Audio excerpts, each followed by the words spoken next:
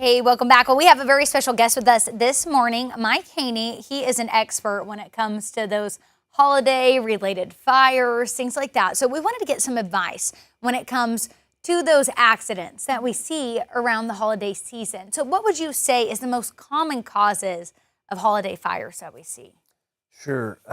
What we run into a lot in our area are things like, think of unattended stuff. So like a candle that's been out for a long time. You got to make sure you put those out before bed.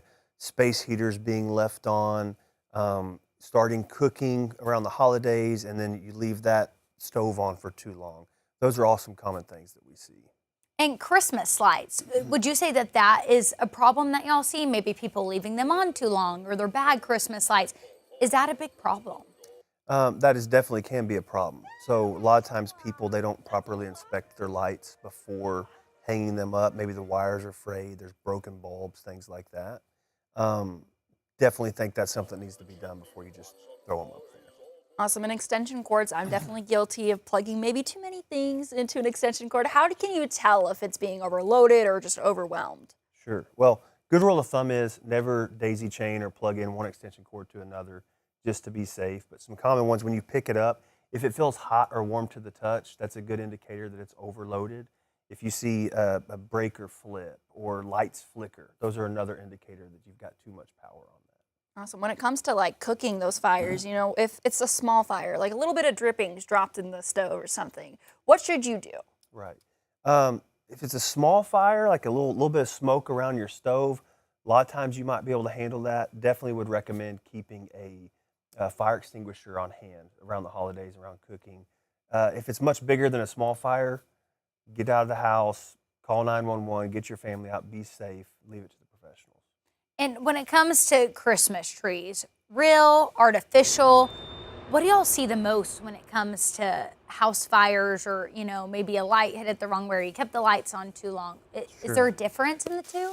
That's a great age-old question. Which one do you want, artificial or real? Artificial trees are actually made with some synthetic material that's designed to be a little bit flame retardant, right? So it's not going to catch fire as easy as a dry, real tree.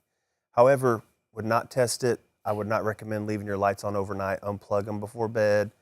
I did 4 days at one Oh time. gosh. Okay. Look, I'm not saying it happens every time, but better safe than Okay, sorry. this is good to know. I need to turn the lights off. Yeah. Yes. You don't have to wake up to the Christmas lights, I guess. Plug them in first thing. And so when it comes to, you mentioned dry, real trees, is that a big difference? If people go a little too long without watering it, is that risk even higher when it comes to the lights and the fire chance? Sure. Well, if it's really dry, it's the chances of it catching fire or flaming, especially if you have a space heater too close, things like that, drastically go up. And we were mentioning earlier when it came to the space heater, a 3-foot rule. We talk about that a little bit and why that's important. Sure. I mean, and it's not set in stone, but the idea of the 3-foot rule is a safe zone that you create from things like trees or upholstered furniture, things like that could easily catch fire. Same thing where if you put a candle and leave it like dangling garland or something, it's just make sure that all your heat sources you maintain about roughly 3 feet from them. Awesome. Obviously, you're on the job after these fires happen. So can you tell us what the process is when it comes to restoring after a fire? Sure. Obviously, we hope a fire doesn't happen, but they do. That's why people like insurance companies are around, companies like us are around.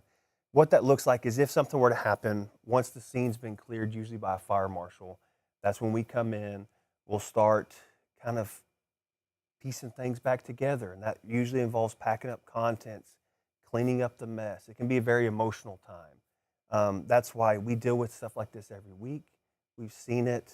We're used to walking like a homeowner through, hey, here's the steps you've got to take. But at the end of the day, cleaning it up, packing the contents out, restoring the home, it can take some time, but ultimately the goal is to get them back in there safe and in their home again. And what would you say are some quick tips for people when it comes to ways to avoid a holiday fire?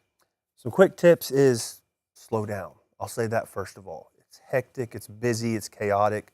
Slow down. When you're taking those wadded up lights out to hang them, check for frayed wires, broken plugs. Test them, plug them in before hanging them up. So if there's an issue, it's not too late. Maintain the 3-foot rule, and just be cautious and be aware of your surroundings. All right. Well, thank you so much for all of the great tips this morning. We have learned so much. A lot of things I'm going to be doing differently this holiday season. We really appreciate you coming in.